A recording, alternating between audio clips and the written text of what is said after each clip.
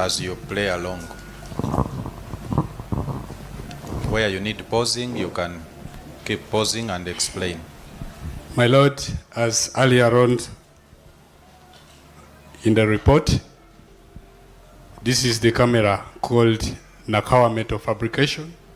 It captured that motor vehicle being driven towards Lugogo. Point to us. It clearly has an arrow. It moves with that red arrow. Okay, okay. So it identifies the vehicle from other motor vehicles, my Lord. So I have left out the point of Kisasi because it clearly shows the registration number plate, which I was advised not to show out here. So that's why I have come to the next camera, that is Nakawa Metal Fabrication, and it shows clearly the motor vehicle being driven towards Lugogo. That is the metal. Mukatambiako emotoka yali evugibwa kuliko akasale ku motoka suspect eyo gye yalimu ngera ali ekwatibwa kamera zaabwe ku Nakawa Metal Fabrications yali evugibwa ng'edda mu bitundu by'e Lugogo. My Lord, that is now the motor vehicle at Lugogo Rugby, proceeding towards New Vision traffic lights. Yali etuuse Lugogo ng'edda paka ku New Vision ku bitaala. As you can see there, my Lord, the vehicle proceeds towards Electoral Commission. Ng'ali egenda mu bitundu by'e Electoral Commission. From Electoral Commission, it comes to Daily Monitor Junction. Awo ng'etuuse ku junction ya Daily Monitor. It proceeds now towards Chibuli. Ng'egenda mu bitundu by'e Chibuli.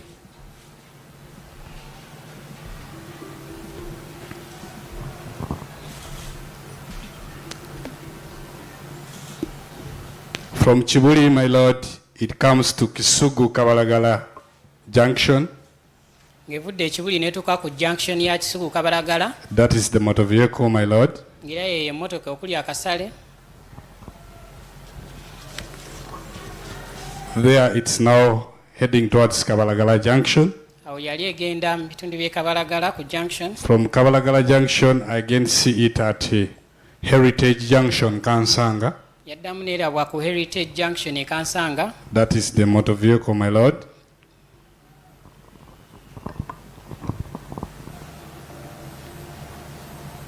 Proceeding now towards Chitalanga Kati awo yali Junction. ng'egenda ku Kitalanga ku junction.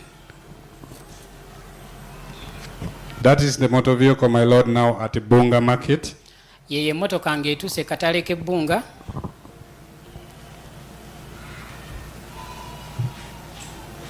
It proceeds towards Gaba Trading Center. Ne yeeyongerayo paka mu katawuni k'eggaba.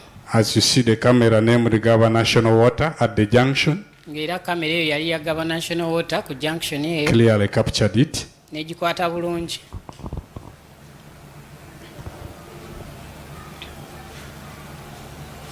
That is the motor vehicle, my Lord. The next camera from National Water is Gaba Trading Center. And that is that junction as you're coming towards the scene, my Lord. Kamera endala eyamu kati eri yali ya Gaba Trading Center. The direction is facing is the direction of the scene, my Lord. Ng'emmotoka gye yali etunudde yali agenda eyo wali wakola ebikolwa ebyo. My Lord, one of the features that I identified earlier on in the report is the back hind tire, the spare tire, as you see. Ng'era bye yali yazula ku mmotoka eyo yali erina spare tire emabega. My Lord, from there, the next camera that sees this motor vehicle is a private camera at Renewal Circle.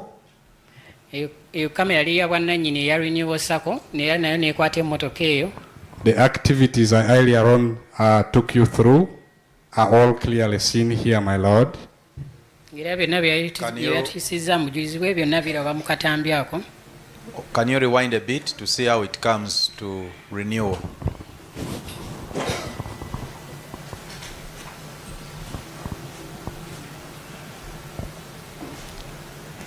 My Lord, that's how the vehicle comes to renewal. At the parking, there were other motor vehicles, but he came looking, searching for where to park, and parked right behind that black motor vehicle you see. Nti eyo engeri emmotoka gye yatuukamu mu kitundu ekyo era n'apaakinga emabega w'emmotoka eyo. Play on.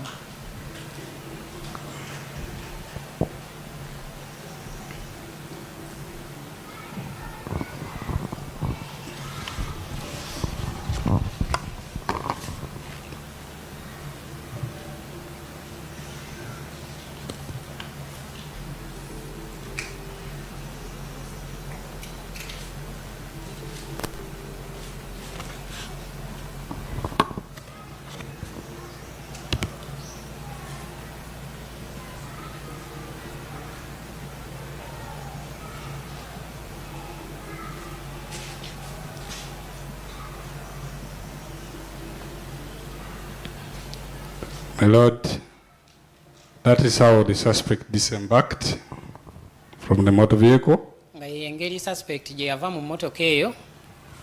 He closed, as I was earlier on explaining, Naggalawo and emmotoka confirmed whether it was properly closed. n'akakasa oba ddala yali yeggadde bulungi. Can you play it again? That particular activity?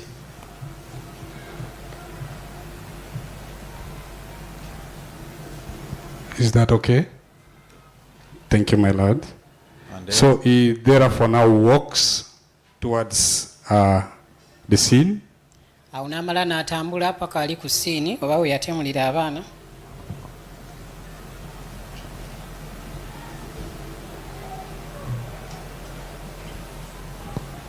My Lord, he finished about 12 minutes from there.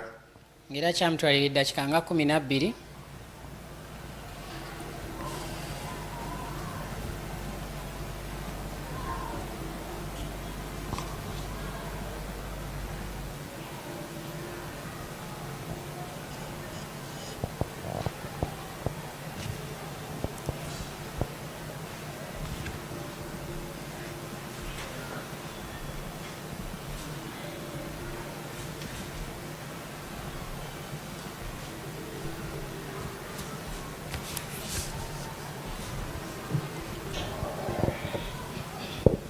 I think you can forward it to when he returns. That's what I'm trying to do, my Lord. Is there returning, my Lord? Ng'era yoyo ng'akomawo. As I earlier on talked about checking on the tire right at the co-driver's side, on the left-hand side.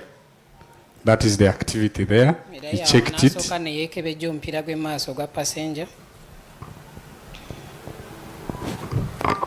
After checking, he got into the same motor vehicle. Ng'amaze okugwekebejja n'addamu n'ayingira emmotoka.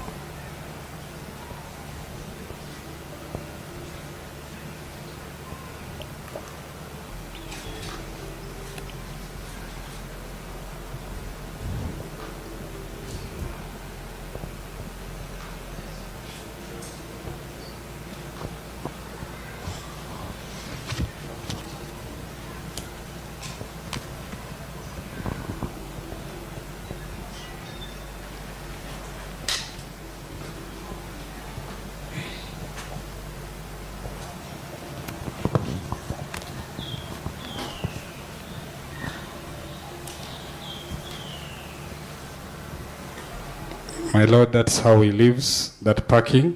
Nga y'engeri gye yavaawo ku parking eyo.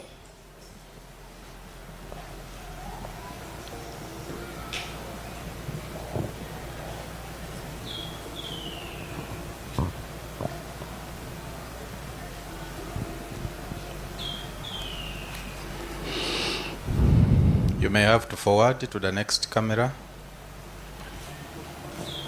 if it takes longer.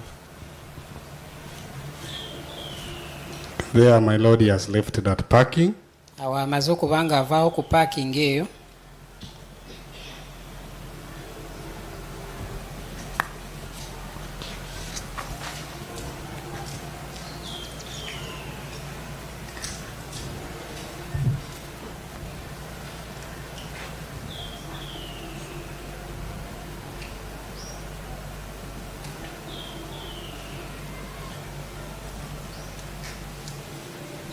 From that parking, my lord, the next camera is Gaba Trading Center.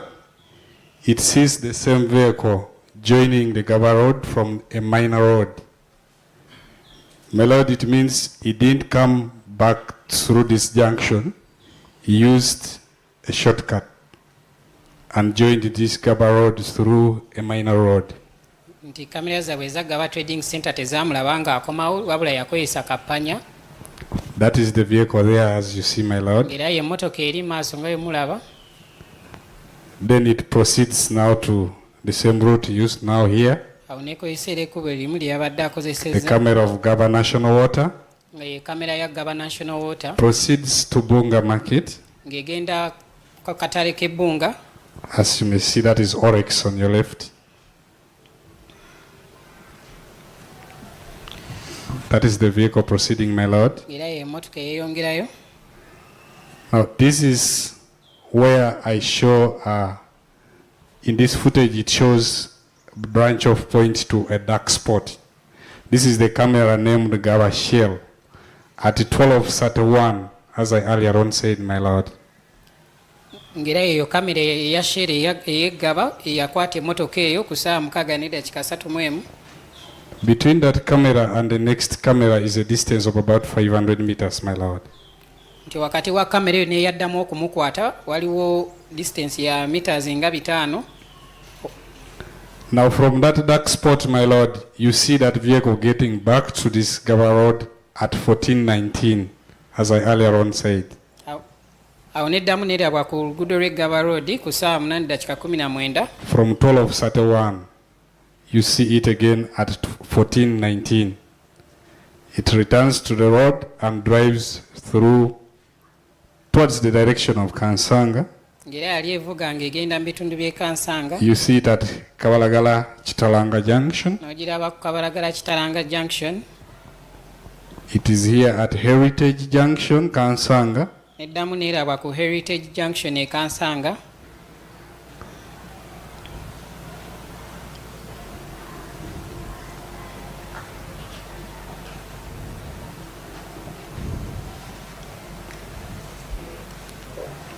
From Heritage, it comes to, this is Kabalagala Junction, as you may see, my lord, Junction y'e Kabalagala nga yemulaba. as it's proceeding now towards Arena Mall. Awo ng'ali egenda paka ku Arena Mall. That is the vehicle now at Sharing, Zambia Sharing, Awo ye emmotoka ng'etuuse ensambya ku Sharing. and that is the vehicle at Arena Mall. Kati nga ye emmotoka Traffic ng'etuuse ku lights. Arena Mall ku bitaala. It takes the direction of Mukwano Road N'ekwata oluguudo oludda ku Mukwano Road. and arrives here at Electoral Commission, my lord. Awo ng'etuuse ku Electoral Commission. From Electoral Commission, Shell Ginger Road is right here, my lord. Awo Shell Ginger Road eri awo wali So mulaga. the vehicle branched to Shell Ginger Road, Era emmotoka n'eweta awo ku mafuta ga Shell Ginger Road. maybe also known as Kitigumu House. Era ng'ewayitibwa era nga Kitugumu House. So that is now the camera at Shell Ginger Road, my lord. Nga yeeyo kamera eya Shell Ginger Road. That is how the vehicle arrived at Shell Ginger Road. Nga yeeyo engeri emmotoka gye yatuukamu ku Shell eyo. The suspect was driving it disembarks. Era suspect yali avuga emmotoka eyo n'avaamu. He interacted with the staff of Shell. N'ayogera n'omu ku bakozi aba Shell eyo.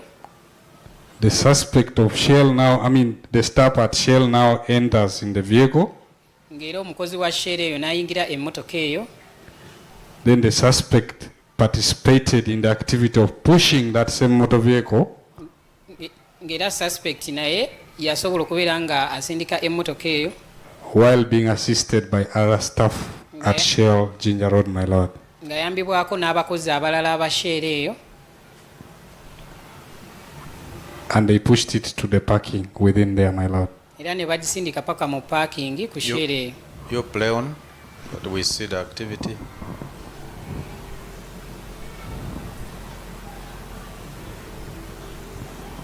That is the suspect you're seeing, my lord. Yoyo suspect gwe mulaba.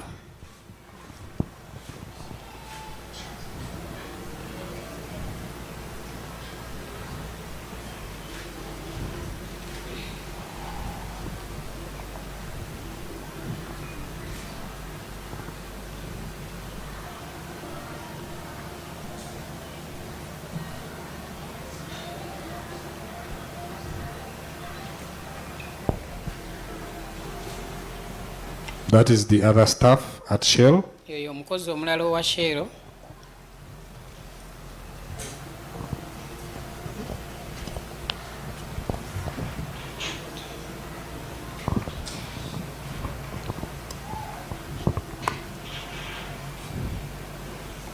Another staff joined. Omukozi omulala n'abeegattako.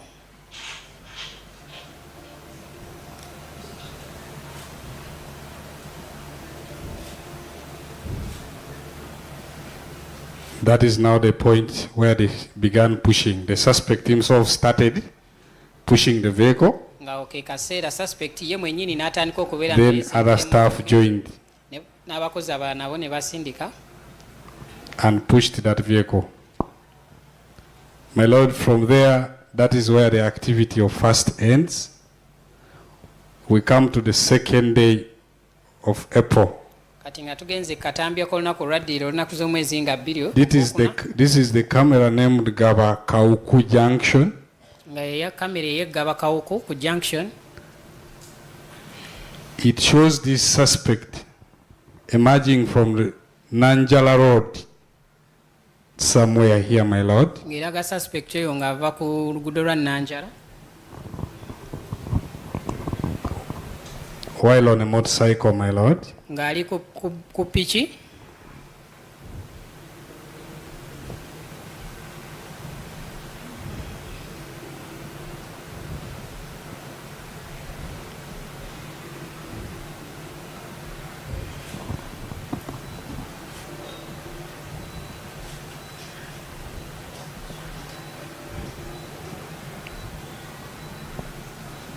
This is where I sighted him, my Lord, on this camera, nga we yamulabira ku kamera eyo after identifying the dressing code ng'amaze okutegeera engeri gye yali ayambaddemu after his arrest, my Lord.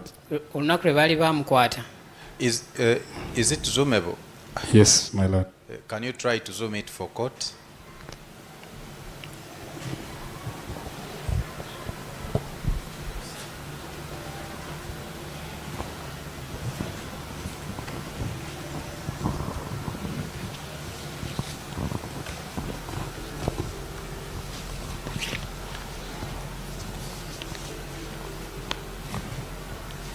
So at that point, my Lord, you see the suspect with the back bag, putting on the black glasses, the sunglasses. Mu kiseera ekyo olaba suspect oyo yali ng'aweese ensawo ng'era ayambadde ne gaalubindi ezaali enzirugavu. This camera is installed at Gaba Bypass Road. Nga kamera eyo eri ku Gaba As bypass you're road. coming towards Wentz Medical Center. Ng'ojja paka ku ddwaliro lya Wentz. It's about 1 kilometer from the scene of incident, my Lord. ng'eringa kilomita emu paka okusiini oba obattira abaana. Okay, play on.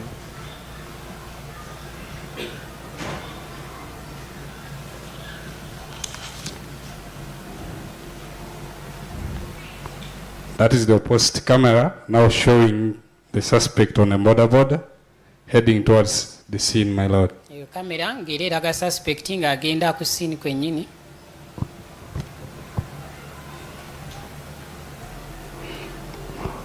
From there, my Lord, it was at 10:16. The next activity you see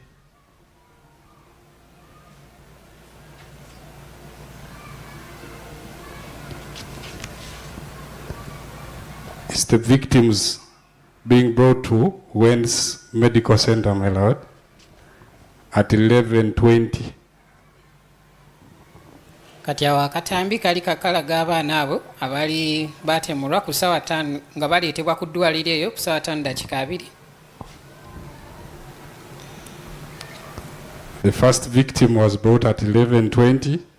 Era victim yasooka yaleetebwa ku ssaawa 5:2. Second victim was at 11:22. nga victim omulala owookubiri wali wamaze okuyitawo eddakiika 2. Then the third victim was at 11:24. omulala yali bamuleeta ku ssaawa 5:24. My Lord, that is the first victim, as you see here. nga yoyo victim asooka nga bamuleese.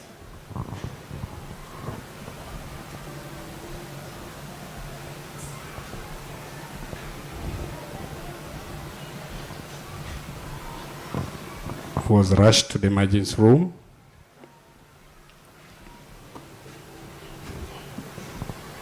The spare person returns. One was carrying the first victim. Ngero omuntu eyo yali asitudde omwana oyo n'akomawo.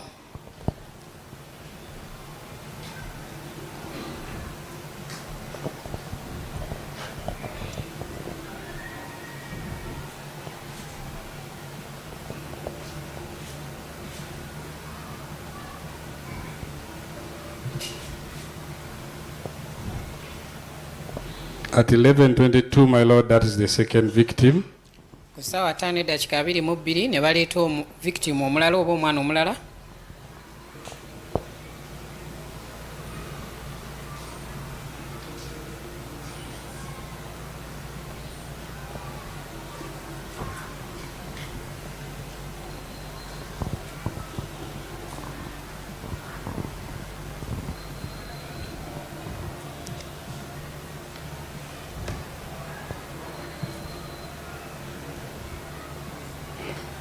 That is the third victim now being brought at 11:24.